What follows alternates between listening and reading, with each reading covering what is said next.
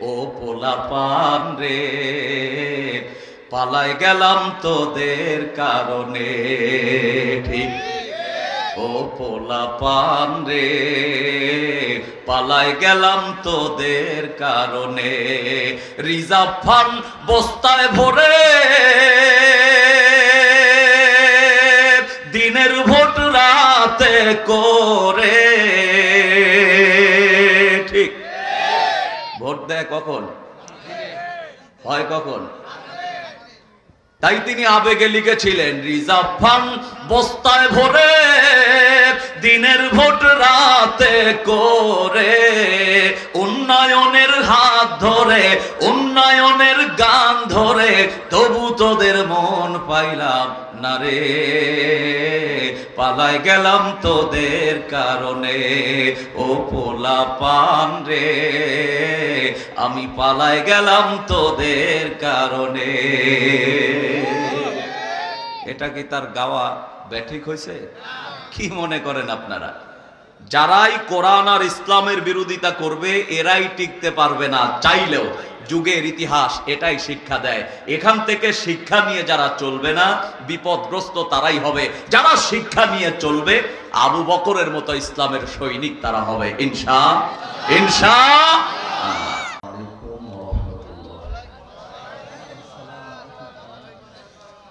نحمده ونستعينه ونستغفره ونؤمن به ونتوكل عليه ونعوذ بالله من شرور أنفسنا ومن سيئات أعمالنا من يهده الله فلا مضل له ومن يضلل فلا هادي له ونشهد أن لا إله إلا الله وحده لا شريك له ونشهد أن سيدنا وحبيبنا ومولانا محمدا عبده ورسوله الذي أرسله بالحق بشيرا ونذيرا وداعيا إلى الله بإذنه وسراجا منيرا فقد قال الله تعالى في كلامه المجيد وفرقانه الحميد সবাই পড়ে আউযু বিল্লাহি মিনাশ শাইতানির রাজীম বিসমিল্লাহির রাহমানির রাহিম কুল ইন কুনতুম তুহিব্বুনাল্লাহা ফাত্তাবিউনি يحببكم ويغفر لكم ذنوبكم الله غفور رحيم وقال النبي صلى الله عليه وسلم لا يؤمن أحدكم حتى أكون أحب إليه من والده وولده والناس أجمعين وقال النبي صلى الله عليه وسلم إن في أمتي خسفا ومسخا وقذفا قالوا يا رسول الله وهم يشهدون أن لا إله إلا الله وقال تعالى في شان حبيبه مخبرا وآمرا إن الله وملائكته يصلون على النبي يا أيها الذين آمنوا صلوا عليه وسلموا تسليما اللهم صل على سيدنا مولانا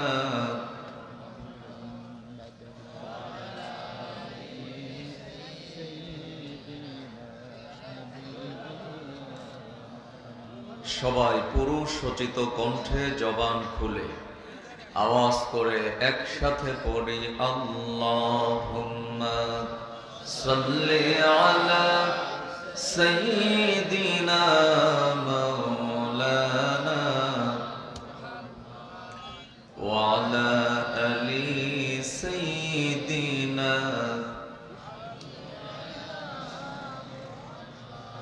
জবান খুলে পড়ি বালাগাল উলা বিকামালিহি كشفت الدجى بجماله حصنت جميع خصاله صلوا عليه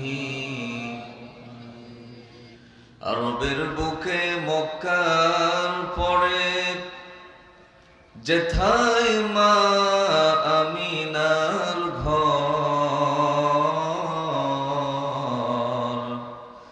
আল্লাহর করুণায় কাউসার হয়ে ঝরছে বারংবার বালাগাল উলা বিকামালিহি কাশাফাত দুজা বিজামালিহি হাসানাত জামিউ খসালিহি সাল্লু আলাইহি আলহামদুলিল্লাহ রাব্বিল আলামিন والصلاة والسلام على سيد الأنبياء والمرسلين وعلى آله وأصحابه أجمعين বাংলাদেশের ঐতিহ্যবাহী একটি জেলা যশোর। উক্ত জেলা শাখার প্রাণকেন্দ্রে অবস্থিত বাংলাদেশের সর্ববৃহৎ স্থলবন্দর বেনাপোল উক্ত জনপদের আজকের এই বাইতুল মামুর জামে মসজিদ কমিটির উদ্যোগে আয়োজিত উক্ত মসজিদ প্রাঙ্গণে অনুষ্ঠিত সর্বস্তরের তাওহীদি জনতা কর্তৃক নিবেদিত মা বোন কর্তৃক প্রযোজিত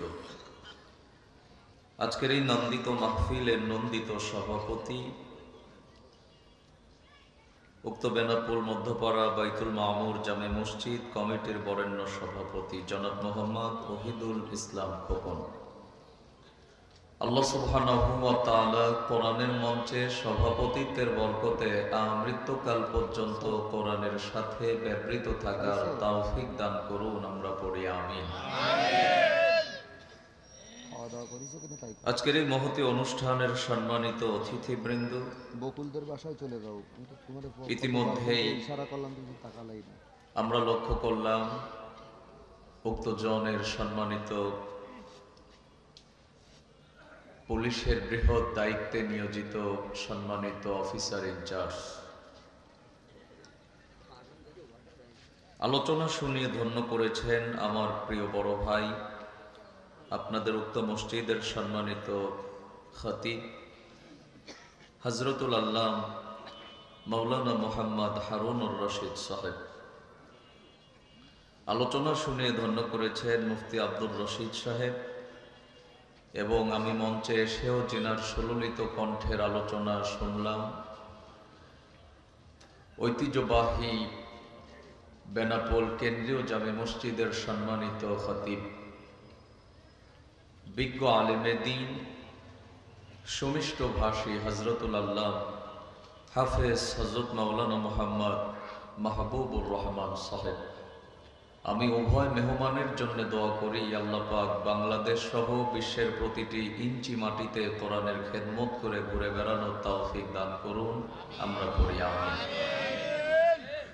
মঞ্চে উপস্থিত আছেন আমন্ত্রিত মেহমান বৃন্দের একাংশ, আমার সামনে অবস্থানরত দীর্ঘক্ষণ থেকে অপেক্ষাকৃত আমার একান্ত শ্রদ্ধাভাজন ব্যক্তিত্ব, সম্মানিত মুরব্বিয়ান আযম, জাতির জাগ্রত বিবেক, ঈমান ও ইমারতের অতন্ত্র প্রহরী, সময়ের সাহস সন্তান হযরত ওলামায়ে কেরাম, এদেশের হীরাখচিত রত্নরাজি, অরুণ পথের তরুণ দল, বিপ্লবী চেতনায় উজ্জীবিত এবং উদ্ভাসিত তাওহীদি জনতার এক অংশ, জাতির কর্ণধার, আগামী দিনের ভবিষ্যৎ, বাংলার দামাল ছেলে, সুপ্রিয় যুবক ভাইরা, স্নেহের কচি ও কাঁচা পর্দার অন্তরালে অবস্থানরতা আজকের মাহফিলের অন্যতমা মহিলা শ্রোতা, অনন্য গুণে গুণান্বিতা, আন্তরিকতা সম্পূর্ণা, লাল বাংলা, নীল বাংলা, সাদা বাংলা, কালো বাংলা, গ্রামীণ বাংলা, পল্লী বাংলা, 5ই আগস্ট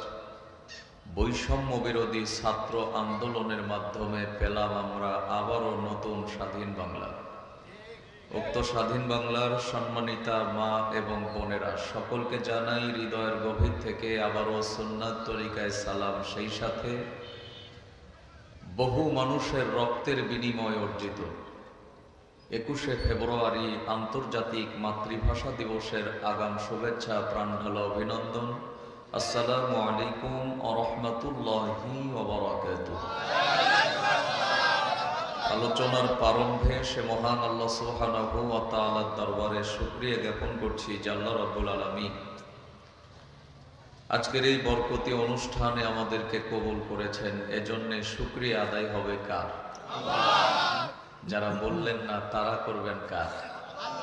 সবাই এক বাক্যে বলি, শুকরিয়া আদায় হবে কার?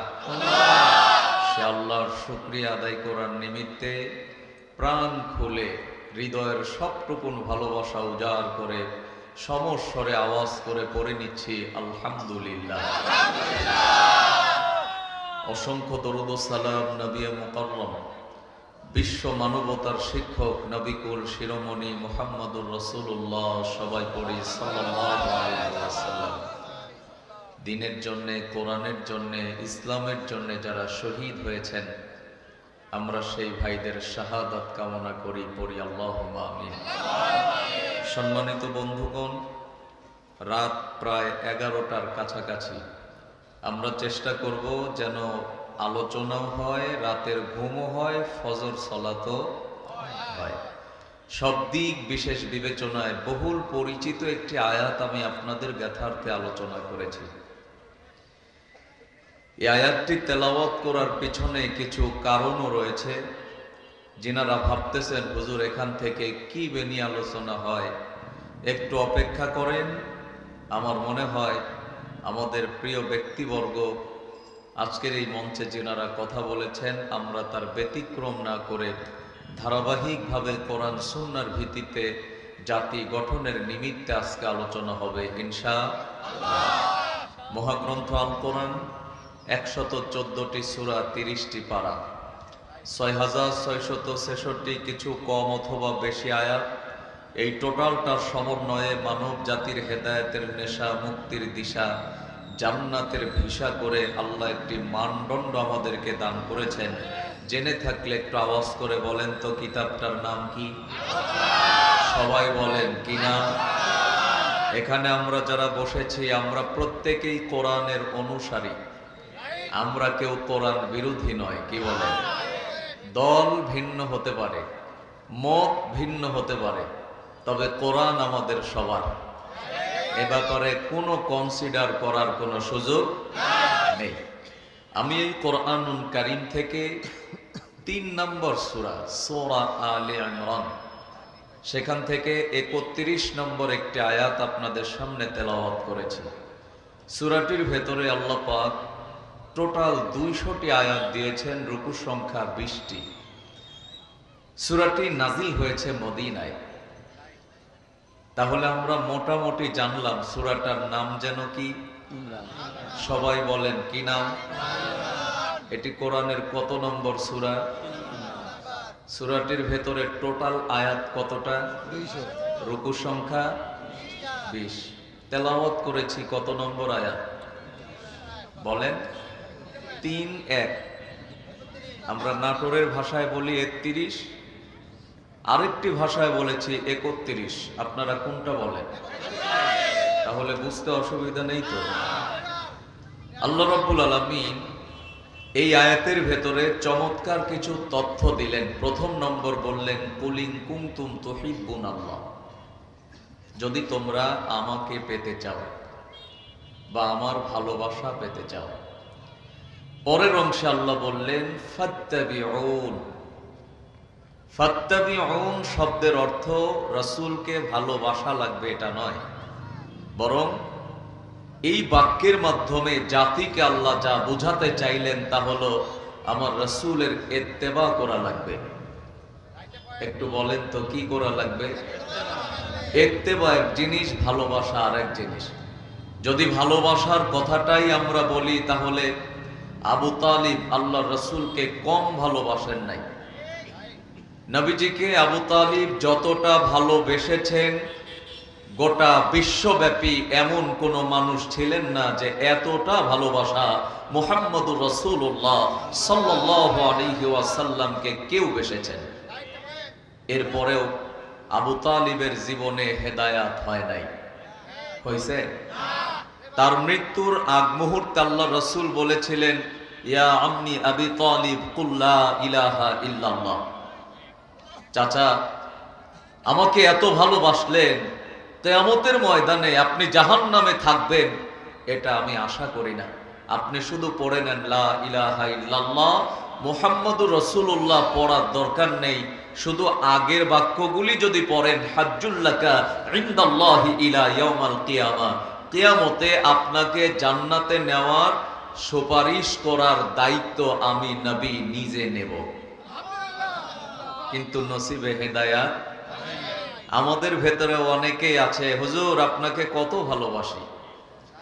আমরা কি কোরআন ভালোবাসি না? আমরা কি নবীকে ভালোবাসি না? ভালোবাসলেই হেদায়াত পাওয়া যায়, ব্যাপারটা ভুল। বরং এই আয়াত প্রমাণ করতেছে, যদি আল্লাহর ভালোবাসা পেতে চাও ফাত্তাবিউন, আমার রাসূলের আনুগত্য করো। রাসূলের আনুগত্যের অর্থ হলো ইয়া আইয়ুহাল্লাযীনা আমানু দুখুলু ফিস সিলমি কাফা, ইসলামের মধ্যে পরিপূর্ণভাবে প্রবেশ করা। এটা প্রবেশ করবেন কেমনে? দিক নির্দেশনা হলো যারা রাসূলের আদর্শকে অনুসরণ করবে, অনুকরণ করবে, এরাই হলো আল্লাহকে পাওয়ার জন্য সর্বোত্তম পন্থা অবলম্বন করবে। এখন এখানে মূল ব্যাপার হলো আল্লাহ নবী সাল্লাল্লাহু আলাইহি ওয়াসাল্লামের ইত্তেবা বলতে আমরা কি বুঝি। আমি যদি এটাকে আরো সহজভাবে বোঝাই, এটাকে এভাবে বোঝানো যায়, একজন ব্যক্তি মঞ্চের সামনে দিয়ে হেঁটে যাচ্ছেন। উনি কিভাবে যাচ্ছেন, ওনার বডি ল্যাঙ্গুয়েজটা কেমন, কদমটা তুলছেন কেমনে, তিনি হাতটা কেমনে নড়াচ্ছেন, পাগুলিকে কেমনে উঠালেন আর কেমনে ফেললেন, এই টোটালটা দেখে দেখে অনুসরণের নাম হলো ফাত্তাবিউন। কথা কি বুঝতে পেরেছেন? তাহলে আল্লাহ রাসূলের বিভিন্ন প্রেক্ষাপট আছে।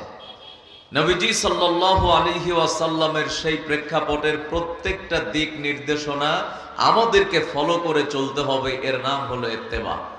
নবীজি খাওয়ার পরে মিষ্টি খেয়েছেন, এটা আপনার কাছে ভালো লাগলো। ইসলামের ক্রান্তি লগনে আল্লাহ রাসূল মিষ্টির হাতটা ধুয়ে তরবারি ধরেছেন, এটা আপনার ভালো লাগে নাই। তার মানে বোঝা গেল আপনি ফাত্তাবিউন, আল্লাহ রাসূলকে অনুসরণ করতে পারেন নাই। আল্লাহ বললেন, যদি প্রত্যেকটা পয়েন্টে, প্রত্যেকটা সেক্টরে আমার রাসূলের অনুসরণ করতে পারো, ইয়াগফির লাকুম যুনুবাকুম, আমি তোমাদের জীবনের সবগুলি গুনাহ মাফ করে দেব। সুবহানাল্লাহ। তা আমরা এখানে আসছি কি গুনাহ নিয়ে বাড়িতে যাওয়ার জন্য? আমরা গুনাহ মাফ চাইবো আল্লাহর কাছে। আমাদের চাওয়ার কোয়ালিটি কোয়ান্টিটি যদি ভালো হয়, অবশ্যই আল্লাহ আমাদেরকে মাফ করে দেবেন। কথা ঠিক না ভাই? ঠিক। প্রিয় বন্ধুগণ, এই আয়াতের ধারাবাহিক বর্ণনায় আমি আজকে যেই তথ্যটা আপনাদেরকে দেব তা হলো আল্লাহ রাসূল একজন আদর্শিক ব্যক্তিত্ব ছিলেন, ঠিক না? তার ভেতরে কোনো চগলখড়ির লেশ মাত্র ছিল না। আল্লাহ নবী সাল্লাল্লাহু আলাইহি ওয়াসাল্লাম দীর্ঘ 63 বছর পৃথিবীর জমিনে হায়াত পেয়েছিলেন। এই 63 বছরের জিন্দেগিতে তার জীবনে কোনো ধরনের কোনো মিথ্যা তাকে টাচ করতে পারে নাই। পারছে? আমরা যদি তার আদর্শ মেনে নেই, আমাদের চরিত্রটাও রাসূলুল্লাহর চরিত্রের মতো যদি হয়ে যায়, বলেন তো কাউকে কি গালাগালি করার প্রয়োজন আছে? কেউ কি আর কোরআন বিরোধী থাকবে? কেউ কি আর ইসলাম বিরোধী থাকবে? কাউকে কি বলা লাগবে হুজুর এইটা না এইটা বলবেন, এমন কথা কি কেউ বলবে? বলবে না। বরং তখন তারা সিদ্ধান্ত নেবে আমরা প্রত্যেকেই রাসূলের সৈনিক, সুতরাং রাসূলুল্লাহ চলেছেন যেইটা দিয়ে আমরাও চলবো সেইটা দিয়ে। এটা আমাদের পক্ষে যাক আর বিপক্ষে যাক, বরং আমরা সংশোধন হব, কোরআনকে সংশোধন করতে চাইব না।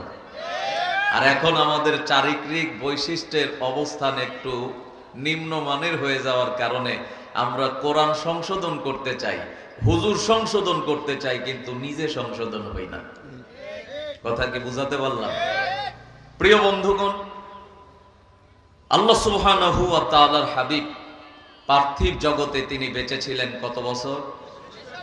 আমার সাথে কথা বলবেন, কত বছর? বিক্ষিপ্ত কোনো আলোচনা হবে না, প্যাকেজ আলোচনা হবে ইনশাআল্লাহ। এই 63 বছরকে 3 ভাগে ভাগ করা যায়।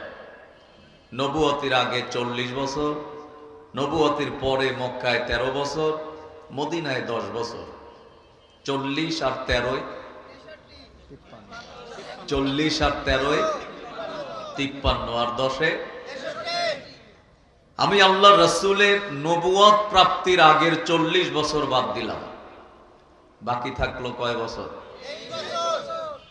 আগের 40 বছর আল্লাহ রাসূলকে একজন খারাপ বলে নাই।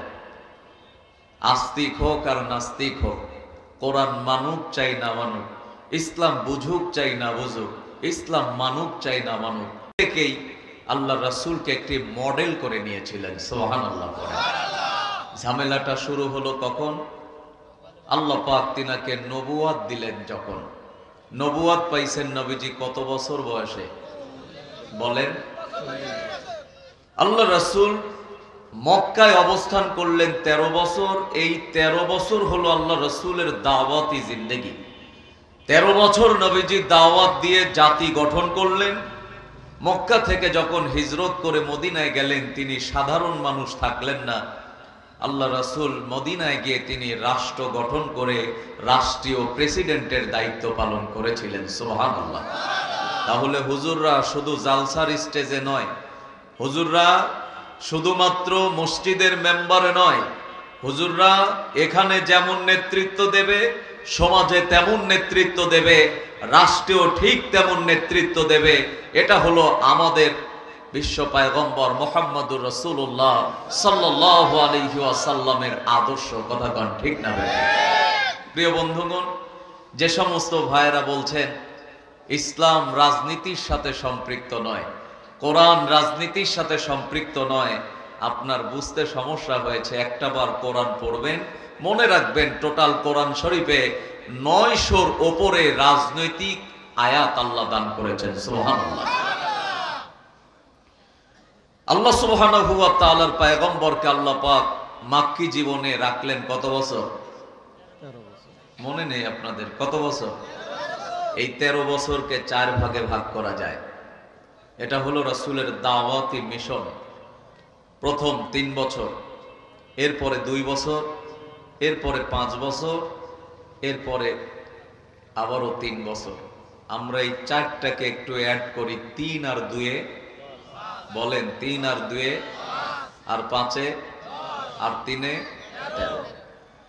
আল্লাহ সুবহানাহু ওয়া তাআলা তার হাবিবকে বললেন, হাবিব তোমার প্রাথমিক দাওয়াত হবে গোপনে। সময় হলো 3 বছর। কয় বছর? এই 3 বছর তুমি দাওয়াত দিবা গোপনে। জাতি যদি জানতে চায় গোপনে কেন, এক বাক্যে বলবে আল্লাহ গোপনে দিতে বলেছে, তাই গোপনে। আল বিদায়া ওয়ান নিহায়া, আল্লামা ইবনে কাসির রাহিমাহুল্লাহ তিনি তার এই কিতাবে বর্ণনা করলেন, নবীজি যখন প্রাথমিক 3 বছরের দাওয়াত শুরু করলেন, আল্লাহ রাসূলের হাতে প্রাথমিক পর্যায়ে যে কয়জন সাহাবী আসলেন তার সংখ্যা হাতে গোনা কয়েকজন। পুরুষদের ভেতরে হযরতে আবু বকর সিদ্দিক রাদিয়াল্লাহু তাআলা আনহু, হযরতে যায়েদ বিন হারেসা, হযরতে আলী কাররামাল্লাহু ওয়াজহাহু, মহিলাদের ভেতরে হযরতে খাদিজা বিনতে খুয়াইলিদ রাদিয়াল্লাহু তাআলা আনহা। 3 বছর দাওয়াতের শেষ, আল্লাহ রাসূলের দলে ভিড়ল এমন মুজাহিদের সংখ্যা মাত্র 330 জন। জোরে বলেন কতজন? এটাকে 313 সাথে তাল পাকাবেন না। 313 এটা বদরের সাহাবীদের সংখ্যা। 330 আল্লাহ রাসূলের দাওয়াতি জিন্দেগির প্রাথমিক 3 বছরের দাওয়াতি ফলাফল। আল্লাহ বললেন, নবী এই 330 কে নিয়ে এবার তুমি কি করবা? কাজ আছে না? বিগত দিন আমাদের যা হয়েছে, বর্তমান প্রেক্ষাপটে আমরা মনে করি যে আমরা রাসূলুল্লাহর প্রাথমিক দাওয়াতের সেই 3 বছরের কর্মী হয়ে আমরা 330 ভূমিকা পালন করব, ঠিক কিনা? কথা কি বোঝা গেছে? আল্লাহ বললেন, নবী তোমার কাজ কি? আল্লাহ সূরা মুমিন 55 নম্বর আয়াত দান করলেন। আল্লাহ রাব্বুল আলামিন এই আয়াতের ভেতরে বললেন, ওয়াসাব্বিহ বিহামদি রাব্বিকা বিল আশিয়্যি ওয়াল ইবকার। নবী তোমার কাজ হলো সালাতের দাওয়াত দিবা। কিসের দাওয়াত? সবাই বলেন কিসের? এখান থেকে আরেকটি বিষয় বোঝা লাগবে, 5 ওয়াক্ত সালাত ফরজ হলো মেয়ারাজে, কিন্তু নবীজি 330 জনকে নিয়ে কয় রাকাত সালাতের দাওয়াত দিয়েছিলেন? এই আয়াত প্রমাণ করে নবীজি 4 রাকাত সালাতের দাওয়াত দিয়েছেন, সকালে 2 রাকাত, সন্ধ্যায় 2 রাকাত। কয় রাকাত? এরপরে আল্লাহ বললেন, নবী জাতির লোকেরা যখন এই সালাতে আসবে না, বিভিন্ন ভাবে ওয়ে সাব্যস্ত করবে, তুমি তাদের সামনে আবারও বর্ণনা করবে সূরা নূর 37 নম্বর আয়াত। সালাতের জন্য যখন জাতিকে আহ্বান করা হবে, কোনো সুযোগ নেই ডানে বামে থাকার, বরং সব কাজ বাদ দিয়ে প্রত্যেকেই সালাতের জন্য ধাবিত হওয়া লাগবে। ঘোষণা কার? কথা বলেন না কার? আমরা কি যাই? যাই। শুক্রবারের মুসল্লি অনেক পাওয়া যায়, বাকি দিনের মুসল্লি এত হয় না। আমার গবেষণা বলে যেই দিন শুক্রবারে যত মুসল্লি হবে, প্রতি ওয়াক্তের সালাতে তত মুসল্লি হবে, ওই দিন ইসলামে হুকুমত কায়েম হবে ইনশাআল্লাহ। এই দাওয়াতি মিশন আমাদেরকেই চালাতে হবে, ঠিক না বেঠিক? প্রিয় বন্ধুগণ, এবার আমাদের প্রশ্ন হলো, আল্লাহ তোমার হাবিব তো দাওয়াত দিচ্ছেন, আল্লাহ বললেন, নবী এবার তোমার দাওয়াতের অবস্থান হলো কু আনফুসাকুম ওয়া আহলিকুম নার। নিজে বাঁচলেই হবে না, হাল পরিবারকে নিয়েই বাঁচা লাগবে। তুমি সর্বপ্রথম নিজের গোষ্ঠীর কাছে দাওয়াত দাও, নিজের গোত্রের কাছে দাওয়াত দাও। আল্লাহ নবী 1 বার 2 বার 3 বার ট্রাই করলেন, তারা মানল না। নবীজি একটি পন্থা অবলম্বন করলেন, তা হলো তিনি সাফা পাহাড়ের উপরে উঠে গেলেন। আল্লাহ নবী ডাক দিলেন, ইয়া সাবা। বাক্যটা যখন উচ্চারণ করেছে, মুফাসসির বর্ণনা করলেন, আশেপাশের যত গোত্র প্রধান রয়েছে প্রত্যেকেই তার যাত্রী সহ সেখানে এসে উপনীত হয়েছে। মুফাসসির বলেন, যারা আসতে পারে নাই গোত্র প্রধান, তারাও প্রতিনিধি পাঠাইছে, কিন্তু আহ্বানে সাড়া দেয় নাই এমন কোন গোত্র প্রধান সেই দিন ছিল না। সবাই এসে পাহাড়ের পাদদেশে ভিড় জমাইছে। আল্লাহ নবী সেই দিন একটি বাক্যের দাওয়াত দিয়েছিলেন, তা হলো কুলু লা ইলাহা ইল্লাল্লাহ মুহাম্মাদুর রাসূলুল্লাহ সাল্লাল্লাহু আলাইহি ওয়াসাল্লাম। আবু জেহেল আছে, আবু লাহাব আছে, উতবা, সায়বা, আবু জেহেল, আবু সুফিয়ান, ওয়ালিদ বিন মুগিরা, সবাই আছে, কেউ কথা বলে না। রাসূলুল্লাহর আপন চাচা আবু লাহাব সহ্য করতে পারে নাই, নবীর দিকে আঙ্গুল ইশারা করে বলেছিলেন, মুহাম্মদ এই কথা বলার জন্যই কি তুমি আমাদেরকে ডেকেছো? যদি তাই হয় তুমি ধ্বংস হয়ে যাও। আল্লাহর নবীকে কেউ ধ্বংস হওয়ার কথা বলবে আর আল্লাহ কি চুপ থাকবে? বলেন না, চুপ থাকবে? এটা যেমন বাস্তব, রাসূলুল্লাহর বর্ণনা হলো আমি থাকবো না, আল উলামা ওয়ারাসাতুল আম্বিয়া। আল্লাহর ঘোষণা হলো ইন্নামা ইয়াখশাল্লাহ মিন ইবাদিহিল উলামা। আমার এই দাওয়াতি মিশন কার্যকর করবে আমার ওয়ারিস আলেম উলামা। সুতরাং ওই সময় আবু জেহেল সহ তার অনুসারীরা আল্লাহ রাসূলকে গালি দিয়েছে। এই সময় আবু জেহেলের উত্তরসূরিরা নবীর ওয়ারিসদেরকে গালি দিচ্ছে। ঠিক না ঠিক? মূলে বোঝা যায় এই দুই কোয়ালিটি থাকবে। এর পরেও আমাদেরকে কোরআন এন্ড সুন্নাহর মিশন নিয়ে ময়দানে কাজ করা লাগবে। ঠিক না ঠিক? কেউ কেউ অখুশি হলেন, আল্লাহ বরদাস্ত করলেন না, কারণ গালি দিয়েছে মুহাম্মদুর রাসূলুল্লাহ সাল্লাল্লাহু আলাইহি ওয়াসাল্লামকে। আল্লাহ রাব্বুল আলামিন একটি সূরা নাজিল করলেন,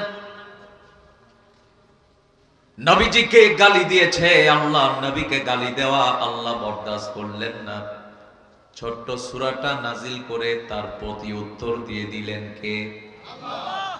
যারা আমরা 5 ওয়াক্ত সালাত আদায় করি প্রত্যেকেই এই সূরাটা মুখস্থ করেছি। যাদের মুখস্থ আছে আমার সাথে আওয়াজ করে পড়ে নেন।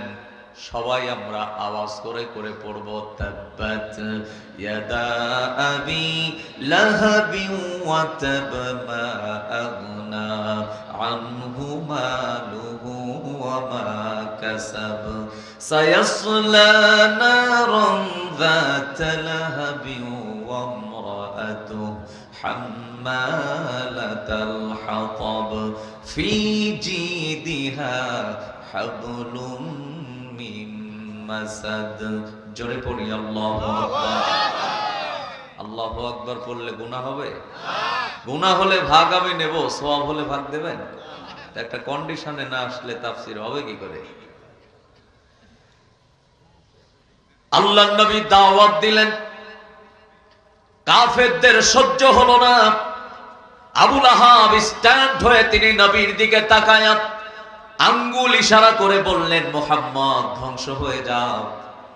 আল্লাহ আয়াত নাজিল করে বললেন, তাব্বাত ইয়াদা আবি লাহাবি ওয়া তাব। আমার নবীকে যে ধ্বংস হওয়ার কথা বলেছে, নবী গো তুমি তার সামনে পড়ে নাও, আবু লাহাবের 2টি হাত ধ্বংস হোক, ইভেন আবু লাহাবও ধ্বংস হয়ে যাক। জোরে পড়েন না মারহাবা। আমার দিনী ভাইরা কান লাগান, আল্লাহর নবীকে যারা ধ্বংসের কথা বলেছিল আল্লাহ পাক আয়াত নাজিল করে তাদের ধ্বংসের ব্যাপারে বর্ণনা দিলেন। আর পার্থিব জগতে ওয়ারিসদেরকে যারা ধ্বংসের জন্য পায়তারা চালাইছে, হঠকারী সিদ্ধান্ত নিয়ে ফাঁসির কাস্টে ঝুলাইছে, গায়েবী মামলা করেছে, হামলা করেছে, বিছানায় ঘুমাইতে দেয় নাই, আল্লাহ বললেন ওখানে আয়াত নাজিল করে ধ্বংসের ব্যাপারে বর্ণনা দিলাম, আর 24-এ আমি তা দেখায় দিলাম। ঠিক না ভাই? ঠিক। আমার দিনী ভাইয়েরা, আল্লাহ রাব্বুল আলামিন এবার ডাক দিয়ে বললেন, নবী গো এক এক করে তুমি দাওয়াত দাও। নবীজি গোপনে গোপনে দাওয়াত দিলেন। সর্বপ্রথম তিনি সালাতের জন্য বললেন, সকালে 2 রাকাত, সন্ধ্যায় 2 রাকাত। এরপরে আল্লাহ ঘোষণা করলেন, যারা এটা মানবে না তাদেরকে বলে দিবা যখন আযান হয়ে যাবে, রিজালুল্লাহ তুলহিহিম তিজারাতু ওয়ালা বাইউন আন যিকরিল্লাহ ওয়া ইকামিস সালাত। আল্লাহ বললেন আযান হয়ে গেলে কারো দেরি করার সময় নাই, সালাতে শামিল হওয়া লাগবে। হুকুম কার? আমার দিনী ভাইয়েরা, এরপরে আল্লাহ রাব্বুল আলামিন বললেন, নবী গো দাওয়াত আর গোপনে হবে না, এবার দাওয়াত প্রকাশ্যে দাও। তবে এখান থেকে একটা মেসেজ জানা লাগবে।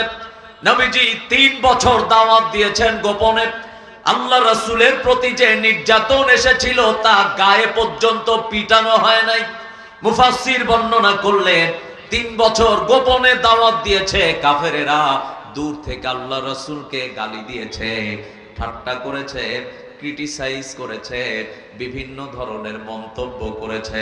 একটু লক্ষ্য করে দেখবেন বর্তমান প্রেক্ষাপটেও আমরা তা লক্ষ্য করছি। যারাই কোরআন দিয়ে দাওয়াত দেয়, এক শ্রেণী আছে এদেরকে নিয়ে কটূক্তিমূলক মন্তব্য সোশ্যাল মিডিয়ায় শুরু করে দেয়। এই জাত আছে না নাই? আছে না নাই?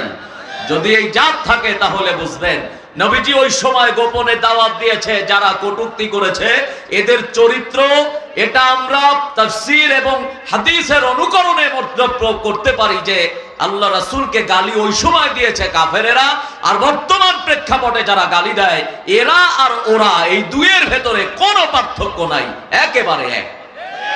আমি আমার ভাষায় বলি, যে জবর যা, যে জাতের যা। কাউকে নাম ধরে বলার দরকার নাই, বুঝে নেওয়ার জন্য বলবো, কারণ আল আকিলু তাসফিলুল ইশারা, জ্ঞানী লোকের জন্য ইশারাই যথেষ্ট।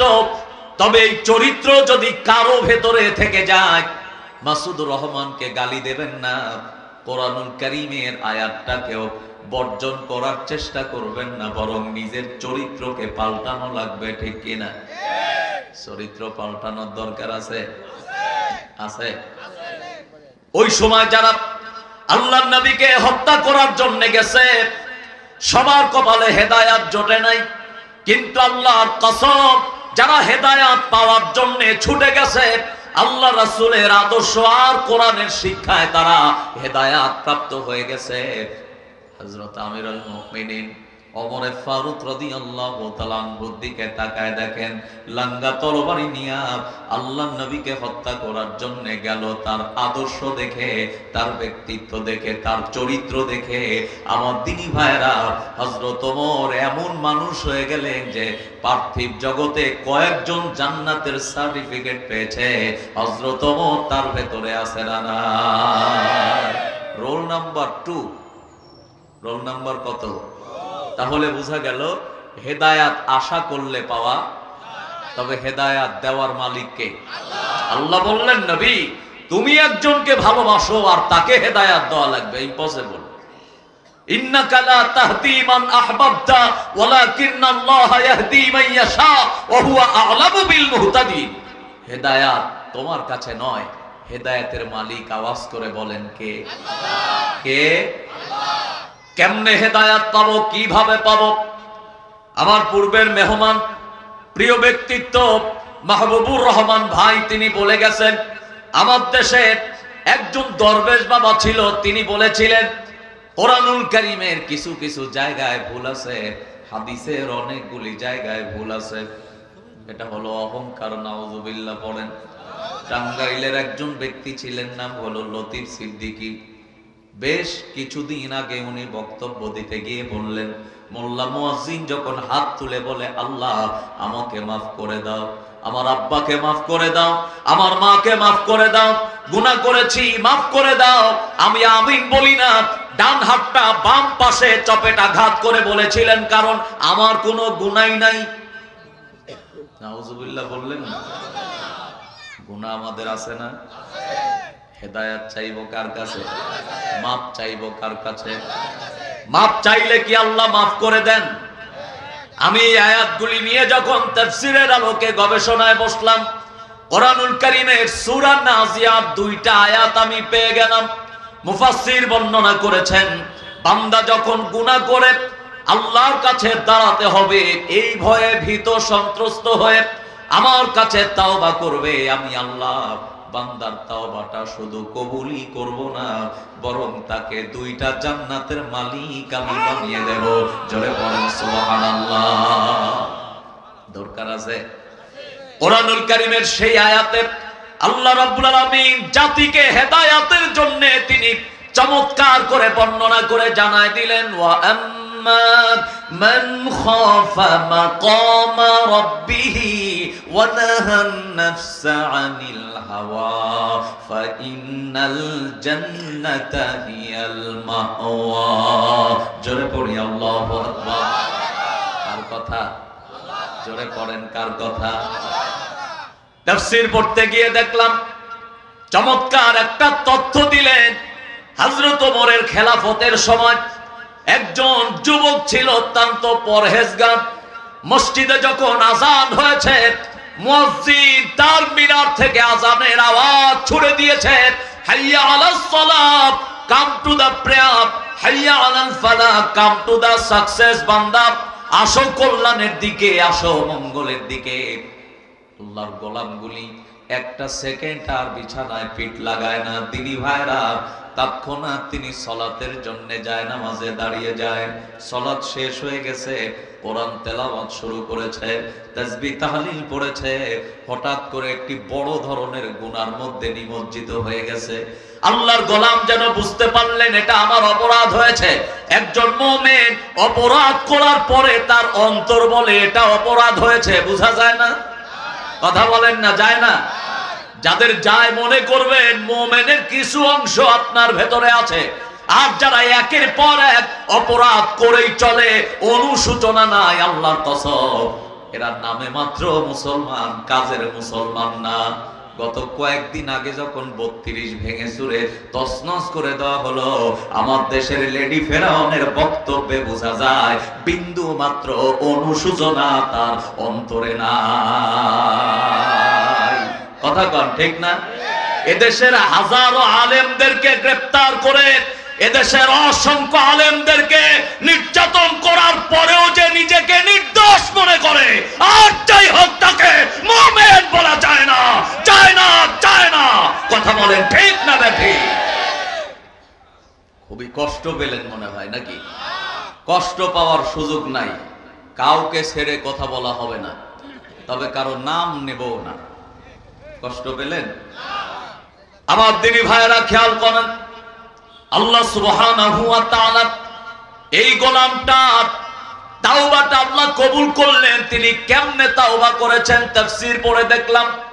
বারবার করে আল্লাহর কাছে কাকুতি মিনতি করে মাথা নিচু করে তিনি তাওবা করলেন, মালিক অপরাধ করেছি, তোমার সামনে কেমনে দাঁড়াবো, কেমনে দাঁড়াবো। আল্লাহ সেই দিন বন্ধু কাজে আসবে না, ভাই কাজে আসবে না, পার্থিব জগতের কোন নেতা আমার কাজে আসবে না। আল্লাহ ওই দিন যদি অপরাধী হয়, তুমি তো কোরআনে ঘোষণা করেছো সুম্মাল জাহিমা সাল্লু সুম্মা ফি সিলসিলাতিন যারউহা 70 যিরান ফাসলুকু, তুমি ধরবা 70 হাত শিকল দিয়ে বেঁধে ফেলবা আর জাহান্নামের দিকে নিক্ষেপ করবা। মালিক ওই দিনের কথা স্মরণ করে আমি মাথা নিচু করে তোমার কাছে তাওবা করছি, আল্লাহ মাফ করে দাও। আল্লাহ রাব্বুল আলামিন ঘোষণা করেছেন এই আয়াতের ভেতরে যারা এই ভয়ে ভীত হয়ে তাওবা করবে, আল্লাহ রাব্বুল আলামিন তাদের গুনাহ শুধু মাফই করবেন না, তাদের তাওবা শুধু কবুলই করবেন না, বরং আল্লাহ সূরা নাজিয়ার 41 নম্বর আয়াতে বললেন ফা ইন্নাল জান্নাতা হিয়াল মাওয়া, আল্লাহ তাকে জান্নাতের মালিক বানাবেন। সুবহানাল্লাহ পড়েন, আরো জোরে পড়েন সুবহানাল্লাহ। গুনাহ থেকে বাঁচার দরকার আছে? সবারই আছে। কেন? কারণ চিরজীবন কেউ আমরা পৃথিবীতে থাকার জন্য আসি নাই। আস্তিকও এটা বিশ্বাস করে, নাস্তিকও বিশ্বাস করে, যে কোরআন মানে সেও বিশ্বাস করে, যে কোরআন মানে না সেও অন্তত আর কিছু বিশ্বাস না করলেও কুল্লু নাফসিন যায়কাতুল মাউত এই আয়াত অবিশ্বাস করে না। কথা বুঝেন নাই? তাই আমার দেশের একজন গীতিকার আবেগে লিখেছিলেন, দুনিয়া থাকার জায়গা না, এ দুনিয়া দুনিয়া থাকার জায়গা না,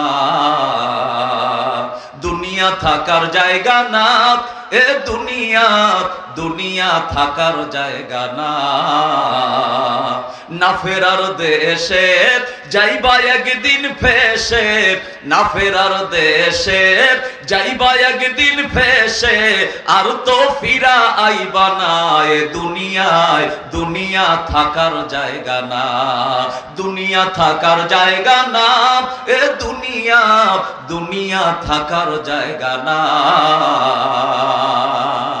দুনিয়া থাকার জায়গা।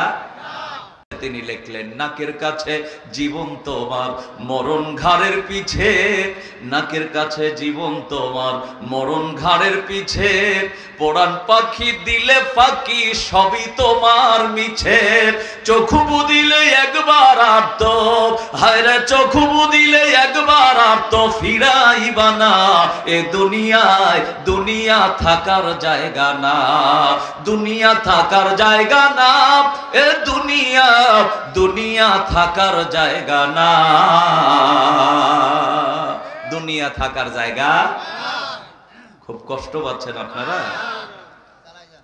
কেমনে 11:30 বেজে গেল আমিও বুঝলাম না। আপনাদের মনে আছে? আল্লাহর গোলামটা বারবার করে তিনি এই আয়াতটাকে স্টাডি করছেন মগজের ভেতরে নিয়ে। মুফাসসির বলেন হঠাৎ করে তিনি সেন্সলেস হয়ে গেলেন। কিছুক্ষণ পর আবারও তার সেন্স ফিরে এসেছে।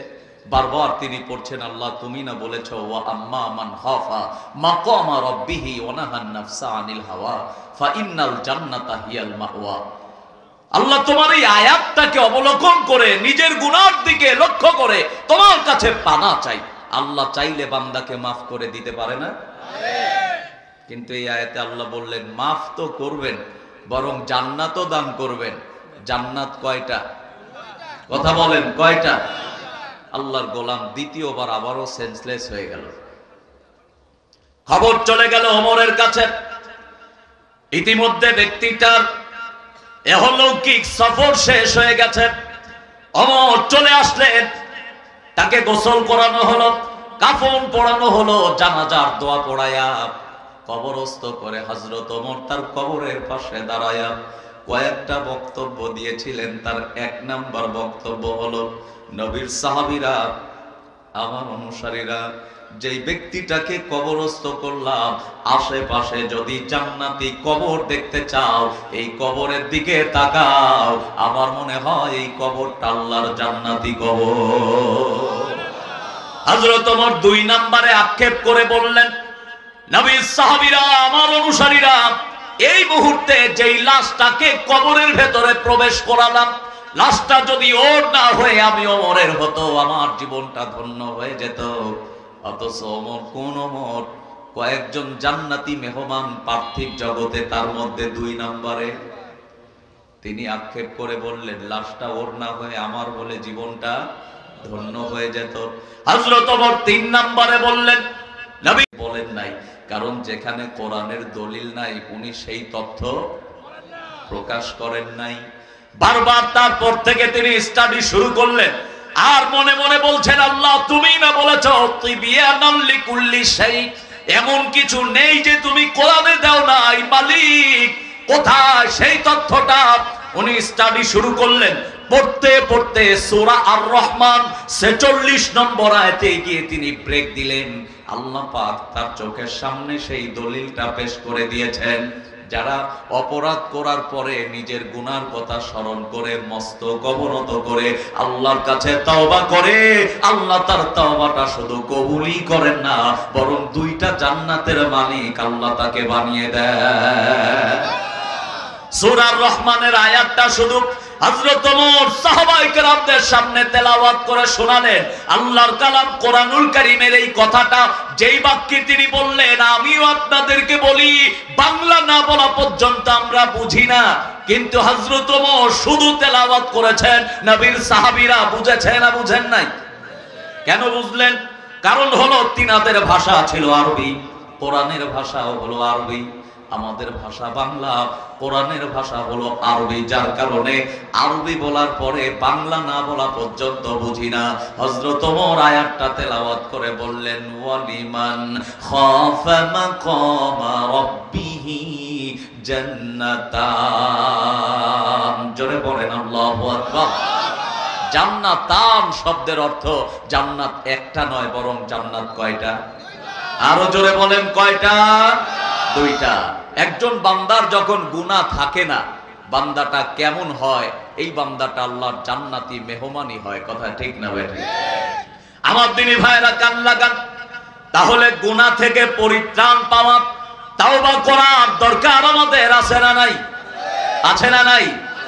আমার দিনী বন্ধুগণ, আল্লাহ সুবহানাহু ওয়া তাআলা বর্ণনা করলেন, জাতির লোকদেরকে বলে দাও, নবী গো, আর দাওয়াত গোপনে নয়, এবার দাওয়াত হবে প্রকাশ্যে।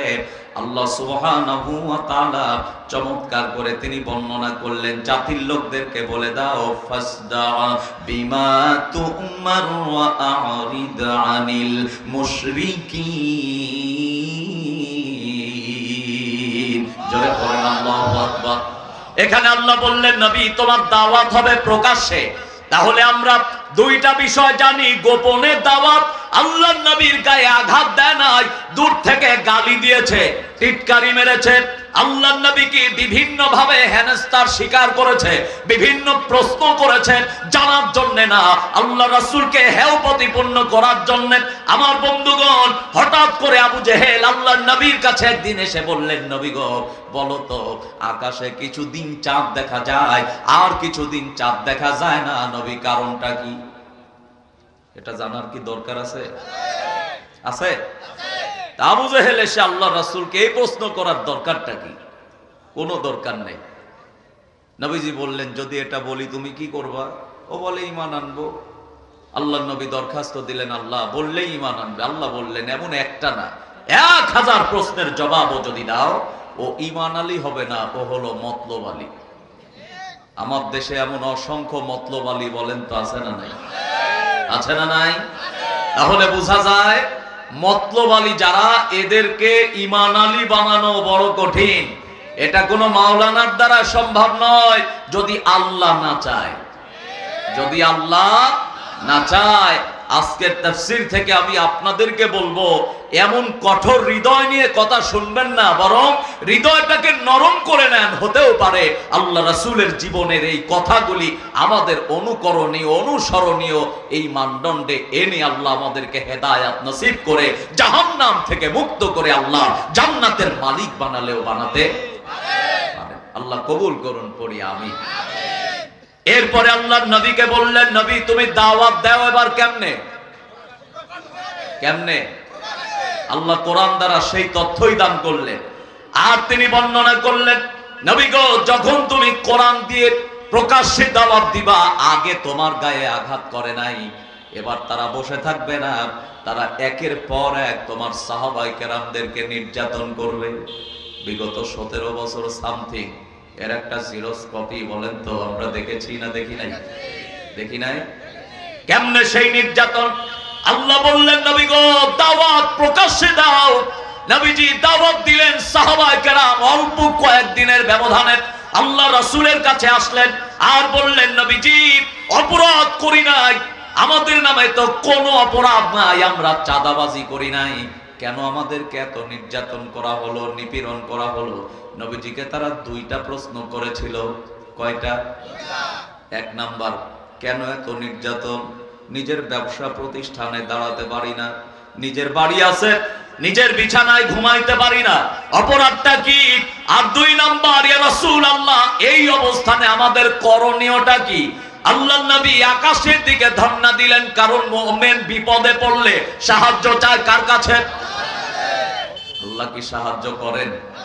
আল্লাহ ঘোষণা করলেন, মুমিন সাহায্য চাইলেই আমি তাদেরকে সাহায্য করব। ওয়া কানা হাক্কান আলাইনা নাসরুল মুমিনিন।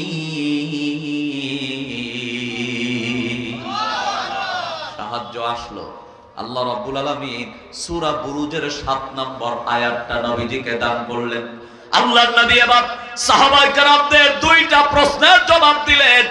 এই আয়াতটা তেলাওয়াত করেই তিনি তার প্রশ্নের জবাব দিয়ে দিলেন। আল্লাহ রাব্বুল আলামিন বললেন, নবী গো ওরা জানতে চেয়েছে কেন এই নির্যাতন, আর 2 নম্বরে জানতে চেয়েছে নির্যাতনের এই অবস্থানে তাদের করণীয়টা কি। ইয়া রাসূলুল্লাহ আপনি তাদেরকে জানায় দেন। আল্লাহর নবী এবার আয়াত তেলাওয়াত করলেন, পৃথিবীর মানুষদেরকে বলে দাও, যারা আইয়ুমিনু বিল্লাহিল আজিজিল হামিদ, নবী গো আইয়ুমিনু এই বাক্যের সাথে যারা সম্পৃক্ত থাকবে, এই ব্যক্তিদের উপরে নির্যাতন হবে, নিষ্পেষণ হবে। নিজেকে যারা মুমিন দাবি করবে, বিগত দিনে মুমিন দাবি করেছে যারা, নির্যাতনের শিকার হয়েছে তারা, মুনাফিক হয়েছে যারা, শান শওকতে বিভিন্ন ফায়দা লুটেছে তারা। কথা বলেন ঠিক না? যারা বলেছে যখন যেমন হুজুর তখন সেই দিকে ছাতা ধরেন, এদের কোনো সমস্যা হয় নাই। কিন্তু যারা ওই বিপদে পড়েও বলেছে আইয়ুমিনু আমি একজন মুমিন, এটাও করতে পারি না, এটা আমার চরিত্রে পড়ে না, এদের প্রতি নির্যাতন বেড়েছে না কমেছে? সাহাবায়ে কেরাম প্রশ্নের অ্যান্সার পেয়ে গেলেন। এরপরে বললেন, নবী এখান থেকে আমাদের করণীয় কি? আল্লাহর নবী বললেন, যদি টিকতে না পারো হিজরত করো, হিজরত করো। হিজরত শব্দটা আগেও শুনেছেন না আজকে শুনলেন? হিজরত শব্দটা শুনতে যতটা সহজ মনে হয়, হিজরত করাটা এতটা সহজ ব্যাপার নয়। 2 বার হিজরত করলেন সাহাবায়ে কেরাম। এই 2 বারে হিজরতের সংখ্যা দাঁড়াইছে মাত্র 117 থেকে 18 জন। আমার দিনী ভাইরা, আল্লাহর নবী সাহাবায়ে কেরামদেরকে হিজরতে দিয়ে নবীজি ওই বছরেই তিনি চলে গেলেন কাবার হেরেমে। নবী আমার সূরা নাজম তেলাওয়াত করছিলেন ওইখানে বসে বসে, ওয়ান্নাজমি ইদা হাওয়া মা দাল্লা সাহিবুকুম ওয়া মা গাওয়া ওয়া মা ইয়ানতিকু আনিল হাওয়া ইন হুয়া ইল্লা ওয়াহিয়ুন ইউহা। নবীজি তেলাওয়াত করছেন, মক্কার কাফেরগুলি আল্লাহ রাসূলের তেলাওয়াত শোনার জন্য তারা চতুর্দিকে ঘেরাও করে দাঁড়িয়ে আছে। এটা কি কাফেরদের সহ্য হবে? সহ্য হবে? ওরা বিভিন্ন জায়গায় প্রতিরোধ করার চেষ্টা করলেন, মোড়ে মোড়ে দাঁড়ালেন, প্রতিনিধি সেট করলেন। এই প্রতিনিধির অবস্থান হলো আল্লাহর নবী যখন একের পর এক সাহাবায়ে কেরামদের মিশনটাকে নিয়ে দাওয়াত দেয়, আমার দিনী ভাইরা, আশা করা যায় কাফেরেরা বসে নাই। আল বিদায়া ওয়ান নিহায়া এই ইতিহাস গ্রন্থের ভেতরে আল্লামা ইবনে কাসির বর্ণনা করলেন, কাফেরেরা পয়েন্ট টু পয়েন্ট তারা কোরআনের রাজ যেন কায়েম না হয়, দাওয়াতি মিশন যেন সাকসেস না হয়, 5 সদস্য বিশিষ্ট একটি কমিটি গঠন করেছেন। এই কমিটির কাজ হলো যেখানেই কোরআনের কথা সেখানেই বাধা, যেখানেই কোরআনের দাওয়াত সেখানেই বাধা। বিগত দিনে লক্ষ্য করেছি যাত্রার প্যান্ডেলের অনুমতি লাগে না, গদখালির মহিলা নাচানোর প্যান্ডেলের অনুমতি লাগে না, কিন্তু আল্লাহর জমিনে কোরআনের কথা বলতে গেলে হাজারো জায়গায় অনুমতি। কথা বলেন ঠিক কিনা? এই হুজুরের ওয়াজ করতে দেওয়া যাবে না, ওই হুজুরের এই সমস্যা, ওই হুজুরের ওই সমস্যা। কেন সব হুজুরদের সমস্যা? তোরা সব কি সুফি বাবা? কি মনে করেন? তার মানে বোঝা গেল কাফের কর্তৃক 5 সদস্যের কমিটি গঠন করে তাদের চিন্তা ছিল কোরআন ঠেকানো লাগবে। ওইটাকে অনুসরণ করে নব্য যুগের লেডি কাফেরগুলি আর পুরুষ কাফেরগুলি তারাও সিদ্ধান্ত নিয়েছে ওয়ার্ড থেকে শুরু করে কেন্দ্র পর্যন্ত কোরআনের কথা ঠেকানোই লাগবে, কারণ এ কথা যদি চলে আমাদের মসনদ থাকবে না। কেমনে থাকবে না? কান লাগান। একের পর এক আমরা তথ্য ভিত্তিক কথা বলতে চাই। নবীজি এবার দাওয়াতি মিশনটাকে নিয়ে ময়দানে রেডি, কিন্তু কাফেরদের সহ্য হলো না। অনেকগুলি কথা এক পর্যায়ে আল্লাহর নবীকে হত্যার ষড়যন্ত্র করলো। বাংলাদেশে ওই যে সংসদ ভবন, কতজন সদস্য লাগে? কথা কন, কতজন? আর ওরাও একটা সংসদ গঠন করেছিল যার নাম দারুন নাদওয়া, মাত্র 64 জন সংসদ সদস্য। কতজন? আরো জোরে।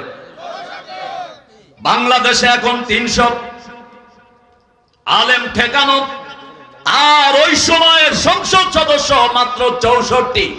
একের পর এক সিদ্ধান্ত হলো। এরা বলতেছে কি করা যায়? একজন বলে মোহাম্মদকে হত্যা করা লাগবে, আর একজন বলতেছে এখন কি করা যায়, বলে তাকে হত্যা করা লাগবে। সিদ্ধান্ত হয়ে গেল নবীজিকে হত্যা করবে। বলেন তো এটা কি সম্ভব? আল্লাহ যদি না চায়, হঠকারী সিদ্ধান্ত নিয়ে হত্যা করার ক্ষমতা কি ওদের আছে? ওদের আছে? নাই। আল্লাহর নবীকে এবার তারা হত্যার ষড়যন্ত্র করে বিভিন্ন ভাবে চেষ্টা চালায়। মূল বক্তব্যটা আমার হলো, চতুর্দিকে কাফেরেরা ঘেরাও করে আছে। সংসদ সদস্য থেকে রিপোর্ট পেশ হয়েছে এটা কার্যকর করাই লাগবে। বর্তমান ইতিহাসটাকে লক্ষ্য করে দেখবেন, আমরা আমাদের পার্শ্ববর্তী যে লেডি ফেরাউন, উনি ওখান থেকে বারবার ষড়যন্ত্রের জাল বিস্তার করছে, আর আমার দেশের ওই পর্যায়ের কিছু লোক আছে তারা এটা কার্যকর করার চেষ্টা চালাচ্ছে। ওই সময় যেমন কার্যকর হয় নাই, এখনো হওয়ার সম্ভাবনা নাই। যদি এক সাগর রক্তের প্রয়োজন হয়, আমরা দিতে প্রস্তুত আছি। নাস্তিকের কাছে, বেঈমানের কাছে, মুনাফিকের কাছে আমরা আমাদের সোনার বাংলা ছেড়ে দিতে পারি না, পারি না, পারি না। কথা বলেন ঠিক কি?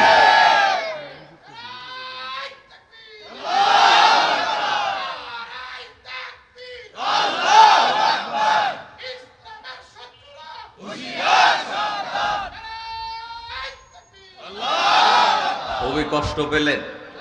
চতুর্দিকে কাফেরেরা ঘেরাও করেছে। অপরাধটা কি? তিনি যদি এই দাওয়াতি মিশন কার্যকর করে, আস্তে আস্তে কাফেরদের মসনদ থাকবে না।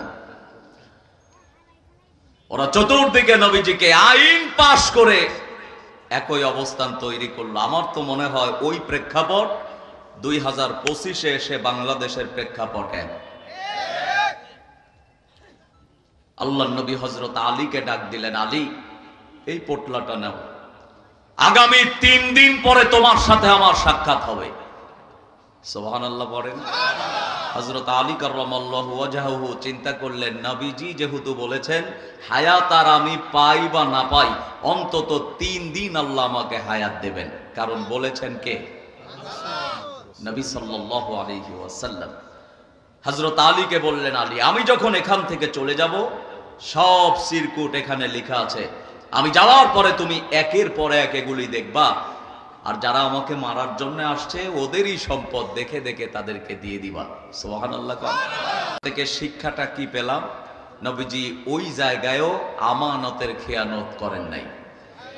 আর আমরা এদেশের অসংখ্য নেতৃত্বকে দেখেছি, তারা আমানত পাওয়ার পরে এটা বাবা মার পৈতৃক সম্পদ মনে করেছে। একের পর এক যার যতটুকু প্রয়োজন হয়েছে ততটুকু নিয়েছে, যেটা প্রয়োজন হয় নাই সেটাও নিয়েছে, ভোগ করতে পারে নাই, তবে বাংলাদেশ থেকে লুট করেছে। যাকে আমরা খুব সুফি মনে করেছি সেই ব্যক্তিও দেখি পুকুর চুরি নয় সাগর চুরি করছে। আমার সিংড়ার জুনাইদ আহমেদ পলক চিনেন? আমার দিনী ভাইরা খেয়াল করেন,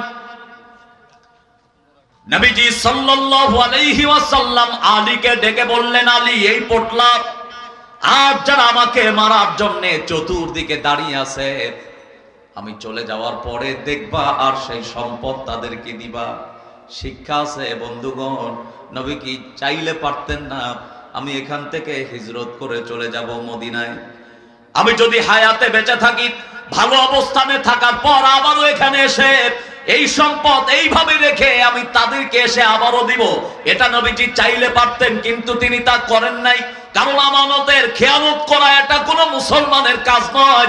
বিগত দিন আমরা লক্ষ্য করেছি জাতির আমানতটা কেমনে রক্ষা করেছেন আমার পাবনার সন্তান হযরতুল আল্লাহ মাওলানা মতিউর রহমান নিজামী। নাম শুনেছেন? নাম শুনেছেন?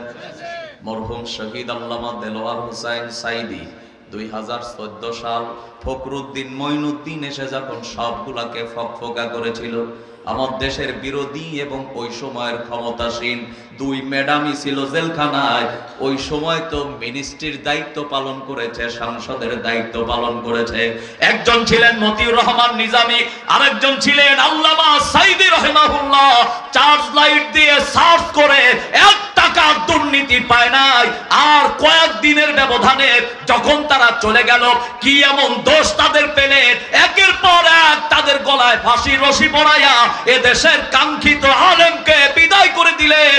এক একটার শাস্তি না পাওয়া পর্যন্ত, বিচার না করা পর্যন্ত 1 বিন্দু পরিমাণ ছাড় দেওয়া হবে? কথা বলেন, হবে? জাতির এই সূর্য সন্তানদের আজকে বড় প্রয়োজন ছিল, ঠিক না বেঠি? এরা জানতো, যার কারণে সুকৌশলে তাদেরকে হত্যা করেছে বেশি দিন চেয়ারে থাকার জন্য। কিন্তু আল্লাহ আগেই বলেছেন নমরুদ পারে নাই, ফেরাউন পারে নাই, আবু জেহেল পারে নাই, এই দুঃসাহস করো না, তোমরাও পারবে না। কিন্তু তারা বেখবর ছিল। এটা কোনো কথা হলো? আমার কি ক্ষমতার কমতি আছে? কোন এক বক্তব্যে বলেছিলেন এমন কোন শক্তি নেই আমাদেরকে ক্ষমতাচ্যুত করে। 2 নম্বর জন বলেছিলেন দেখতে দেখতে 15 বছর, সামনে আরো 5 বছর জ্বালা অন্তর জ্বালা। কয়েকদিন আগে নোয়াখালী লক্ষ্মীপুরে গিয়ে বলেছিলাম, কাকা আপনি এখন কোথায়? কথা বুঝেন নাই? তাই আবেগে এই মাগুরার এক শিল্পী Islamic scholar FM Jahangir Alam ভাই, তিনি তার আবেগ দিয়ে লিখেছিলেন, ও পোলাপান রে পালাই গেলাম তোদের কারণে। ঠিক, ও পোলাপান রে পালাই গেলাম তোদের কারণে। রিজার্ভ ফান্ড বস্তায় ভরে দিনের ভোট রাতে করে। ঠিক, ভোট দেয় কখন? হয় কখন? তাই তিনি আবেগে লিখেছিলেন, রিজার্ভ ফান্ড বস্তায় ভরে দিনের ভোট রাতে করে, উন্নয়নের হাত ধরে উন্নয়নের গান ধরে, তবু তোদের মন পাইলাম না রে, পালাই গেলাম তোদের কারণে, ও পোলা পান রে, আমি পালাই গেলাম তোদের কারণে। এটা কি তার গাওয়া ব্যাঠিক হয়েছে? কি মনে করেন আপনারা? যারাই কোরআন আর ইসলামের বিরোধিতা করবে এরাই টিকতে পারবে না চাইলেও। যুগের ইতিহাস এটাই শিক্ষা দেয়। এখান থেকে শিক্ষা নিয়ে যারা চলবে না বিপদগ্রস্ত তারাই হবে। যারা শিক্ষা নিয়ে চলবে আবু বকরের মতো ইসলামের সৈনিক তারা হবে ইনশাআল্লাহ। আমার দিনী ভাইরা, আল্লাহর নবী বের হবেন কিন্তু চতুর্দিকে কাফেরেরা। আল্লাহ বললেন, নবী টেনশনের কারণ নাই, এক মুষ্টি বালি নাও, সূরা ইয়াসিন থেকে কয়েকটা আয়াত তেলাওয়াত করে ফু দাও আর সামনের দিকে ছুড়ে দাও। মনে করবে না এটা তোমার ক্ষমতা। ক্ষমতা কার? জোরে বলেন না কার? আল্লাহর নবী এক মুষ্টি বালি নিলেন। মজার কিছু তথ্য আমি পেয়েছি, কান লাগান। সূরা ইয়াসিনের আয়াতটা তেলাওয়াত করে নবীজি ফু দিলেন। আল্লাহর নবী পড়লেন, ইন্না জাআলনা ফি আ'নাতিহিম আগলালান ফাহিয়া ইলাল আযকানি ফাহুম মুকমাহুন। জোরে পড়ি আল্লাহু আকবার। সামনের দিকে ছুড়ে দিলেন। আমি যখন এই আয়াতগুলি নিয়ে আবারও গবেষণা করলাম, অবাক হলাম। চোখের ভেতরে বালি যিনি পৌঁছে দিলেন আমাদের রব। তবে আমার সামনে যারা বসে আছেন, পেছনে যারা আছেন, ডানে বামে যারা আছেন, মহিলা প্যান্ডেলে মা বোন যারা আছেন, এই ওয়াজটা বুঝা লাগবে। বলেন তো, একজন ব্যক্তির চোখে বালি গেছে, চোখটা বন্ধ করলেন, যদি সামনে দিয়ে কিছু হেঁটে যায় এই অনুধাবন করা যায় না? যায় না? কথা কন যায় না? এতগুলি সব দাঁড়িয়ে আছে, নবীজি শুধুমাত্র সূরা ইয়াসিনের আয়াতটা তেলাওয়াত করে বালি ছুড়ে দিলেন। আল্লাহর কুদরত কাফেরদের চোখে বালি প্রবেশ করালেন, কিন্তু নবীজি হেঁটে গেলেন, একজনও দেখতে পেল না। কারণটা কি? এই কারণটা খুঁজতে গিয়ে আমি সূরা বাকারার 7 নম্বর আয়াতটা পেয়ে গেলাম। আল্লাহ রাব্বুল আলামিন চমৎকার করে বর্ণনা করছেন, খাতামাল্লাহু আলা কুলুবিহিম ওয়া আলা সামঈহিম ওয়া আলা আবসারিহিম গিশাওয়াতুন ওয়া লাহুম আযাবুন আযীম। জোরে পড়ি আল্লাহু আকবার। আল্লাহ বললেন, ওদের চোখ আছে, বালির মাধ্যমে এটা শেষ। ওদের কান আছে, তবে কানটাকে আমি শোনার অযোগ্য করে দিয়েছি, মোহর লাগাইয়া দিয়েছি, পর্দা ফেলে দিয়েছি। ওদের কলবে আমি পর্দা ফেলে দিয়েছি, কিচ্ছু দেখে না। আয়াত প্রমাণ করে তাদের চিবুক পর্যন্ত আল্লাহ বেড়ি পরায় দিয়েছেন, মাথা উঁচু করে দাঁড়িয়ে আছে। কোন দিক দিয়ে নবীজি চলে গেছে এরা জানেই না। সুবহানাল্লাহ কোন। এখান থেকে যে শিক্ষা পাওয়া যায়, যারা আল্লাহর প্রতি তাওয়াক্কুল করবে এদেরকে হত্যার ষড়যন্ত্র করেও কোনো লাভ হবে না।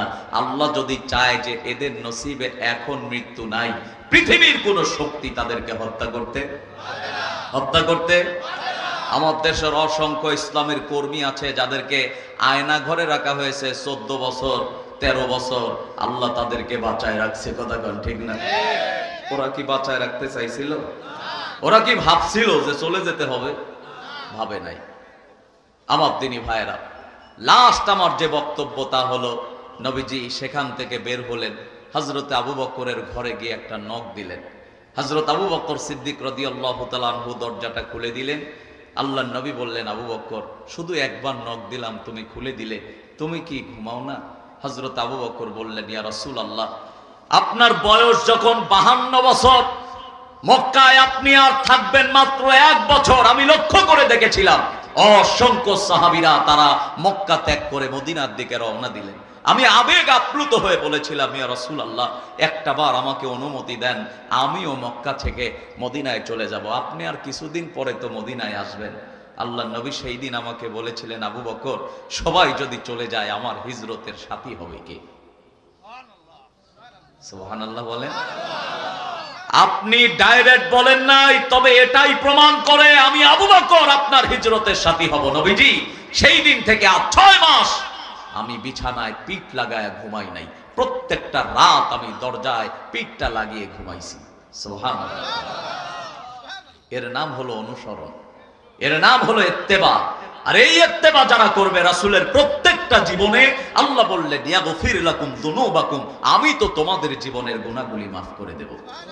যেটা আমার কাছে সহজ মনে হলো সেটা মানলাম, যেটা আমার কাছে কঠিন মনে হলো সেটা বাদ দিলাম। এটার নাম ইত্তেবা নয়। কথা কি বোঝা যায়? বোঝা যায়? আমার দিনী ভাইরা, আল্লাহর নবী সেখান থেকে চলে গেলেন গারে সুরে। তিনি তো চাইলে মদিনায় চলে যেতে পারতেন, তিনি যান নাই, থাকলেন 3 দিন 3 রাত। কয়দিন কয় রাত? হযরত আবু বকর যেই দিন শুনেছিলেন হিজরতের সাথী হবেন, সেই দিন 2টা উট কিনেছিলেন। এক বিধর্মীর কাছে এটা লালন পালনের জন্য দিয়েছিলেন। আবু বকর খবর দিলেন, 2টা উট নিয়ে ওই রাখালটা চলে আসলো হযরত আবু বকরের কাছে। আল্লাহর নবীকে নিয়ে উপকূলীয় অঞ্চল দিয়ে মক্কা ছেড়ে মদিনার পথে আল্লাহর নবীকে নিয়ে হিজরত করছেন। রাস্তা বেয়ে বেয়ে চলে যাচ্ছে। প্রথম উটে আল্লাহর নবীকে উঠালেন, রাখালটা রশি ধরে ধরে নিয়ে সামনের দিকে যায়। পরের উটে হযরত আবু বকর সহ তার একজন গোলামকে নিয়ে আবু বকর পেছনের উটে যায়। কিন্তু তত্ত্ব হলো, উপকূলীয় অঞ্চলের লোকজন হযরত আবু বকরকে ডেকে বললেন, আবু বকর, সামনে যেই ব্যক্তিটা যাচ্ছে এই ব্যক্তিটা কে, তার পরিচয় বলো। অত্যন্ত মারাত্মক একটা প্রশ্ন। হযরত আবু বকর এখন কি বলবে? যদি বলে উনি হলেন মুহাম্মদুর রাসূলুল্লাহ, তাহলে তিনি তো ধরা খেয়ে যাবে। এইদিকে নবীজিকে ধরায় দিতে পারলেই 100টা লাল উট। কয়টা? আরো জোরে বলেন, কয়টা? 100টা। 100টা লাল উট যে দিবে, এই লাল উট বলতে কি বুঝবেন? এক একটা লাল উট মানে বর্তমানের এক একটা প্লেন। দাম আছে না? হযরত আবু বকর কি জবাব দেবেন? তিনারা ছিলেন অত্যন্ত জ্ঞানী মানুষ, গবেষণায় থাকতেন। আর আমরা হেলায় সময় পার করি। আমরা মনে করি হুজুর এগুলি শোনার সময় আছে, ভিন্ন কিছু বলেন। যদি মানেন এগুলারই দরকার আছে। কথা বুঝেন নাই? হযরত আবু বকর একটা আয়াত তেলাওয়াত করেছিলেন, আল্লাযী খালাকানি ফাহুয়া ইয়াহদিন, আল্লাযী খালাকানি ফাহুয়া ইয়াহদিন। এক আয়াত তেলাওয়াত করেছে, কাফেররা নিশ্চুপ হয়ে গেছে। কেন নিশ্চুপ হলেন? এই আয়াতের ভেতরে শিক্ষা আছে না নাই? হযরত আবু বকরকে ডেকে বললেন, আবু বকর, জানতে চাই এই সামনের ব্যক্তিটা কে? হযরত আবু বকর শুধু আয়াতটা তেলাওয়াত করেছেন, স্তব্ধ হয়ে গেছে, আর কোনো কথা বলে না। হযরত আবু বকর যেই তথ্যটা দিলেন, মুফাসসির বর্ণনা করলেন, আবু বকর বলেছেন উনি হলেন আমার পথ প্রদর্শক। আল্লাহু আকবার। এখন পথ প্রদর্শক বলতে আপনি একরকম বুঝবেন, আমি, কাফেরেরা একরকম বুঝেছেন, হযরত আবু বকর আরেক রকম বলেছেন।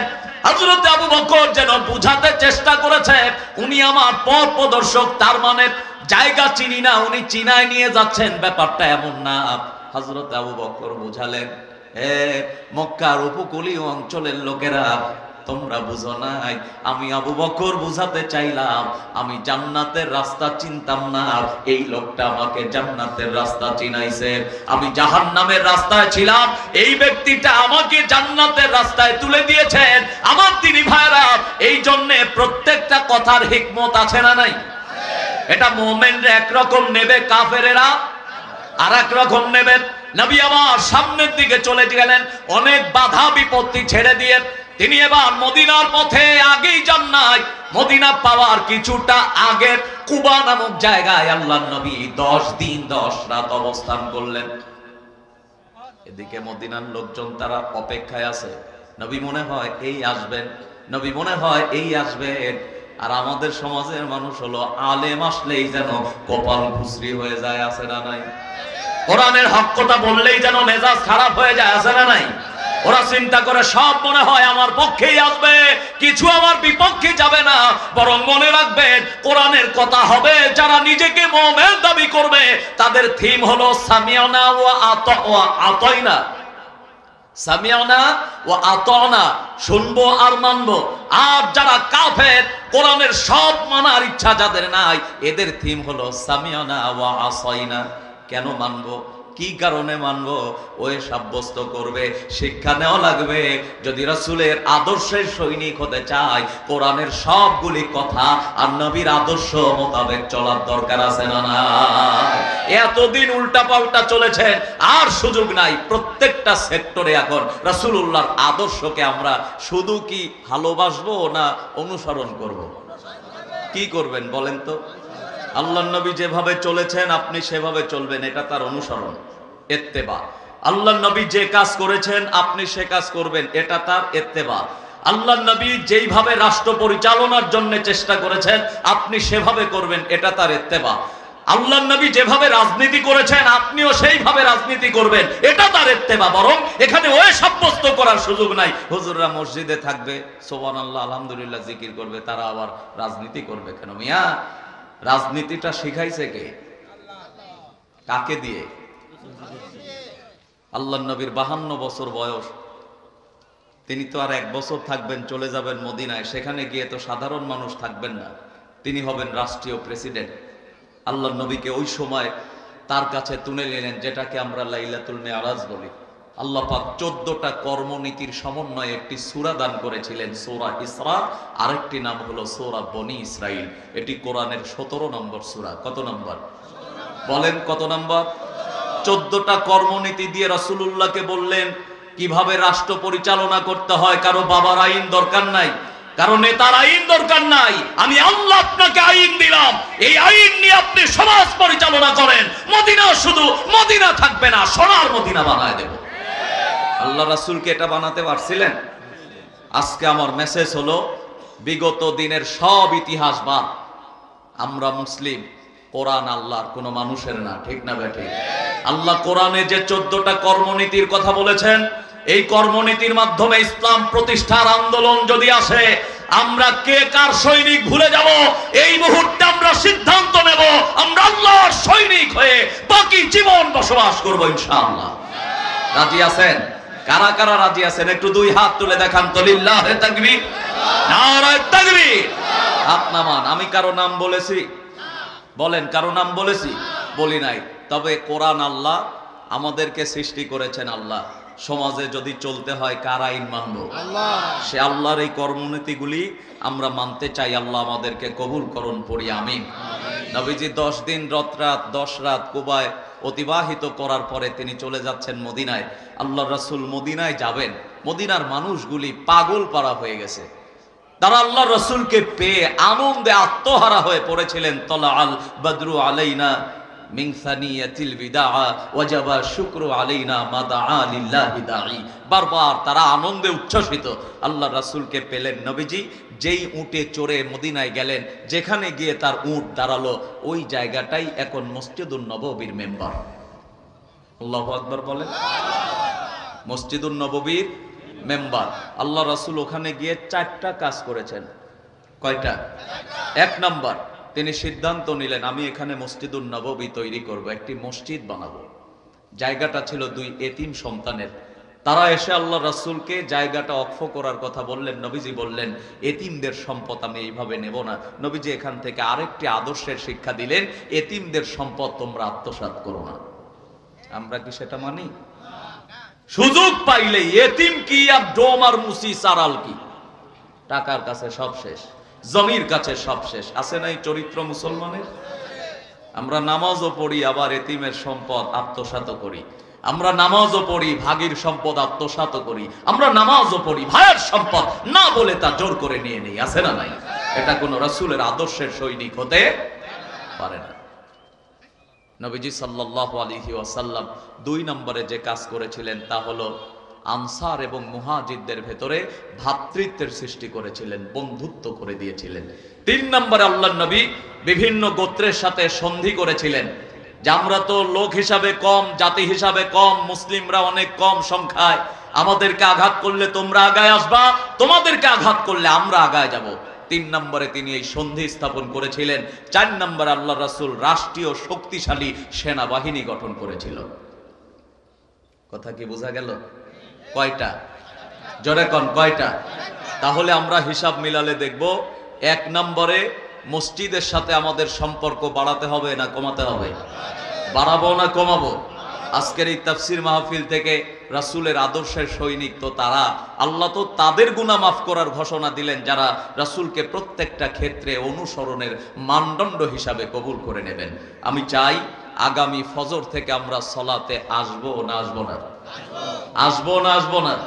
5 জন ব্যক্তিও যদি সালাতের জায়নামাজের কাতারে বেড়ে যায়, আপনাদের এই বেনাপোল মধ্যপাড়ায় তাফসীর মাহফিল ধন্য বলে আমি মনে করি ইনশাআল্লাহ। আল্লাহ আমাদেরকে কবুল করুন, পড়ি আমিন, পড়ি আল্লাহুম্মা আমিন। তাহলে নবীজি মদিনায় গিয়ে কয়টা কাজ করলেন? কয়টা করেছেন? আমরাও দাওয়াতি মিশনের এই অবস্থানে কাজ করব কয়টা? আপাতত এই 4টা কাজই করেন, কাউকে শত্রু মনে করেন না, প্রত্যেকেই আমরা বন্ধুসুলভ আচরণ করব ইনশাআল্লাহ। তবে যারা অপরাধ করেছে তাদের শাস্তি পেতেই হবে, শাস্তি পেতেই হবে। তার নিজের হাতে নয়, রাষ্ট্রীয় আইন কার্যকরের মাধ্যমে আমরা শাস্তির মুখোমুখি দাঁড় করাতে হবে, ঠিক না বেঠিক? আইন নিজের হাতে তুলে নেওয়ার কোনো সুযোগ নাই। আল্লাহ আমাদেরকে কবুল করুন, পড়ি আমিন।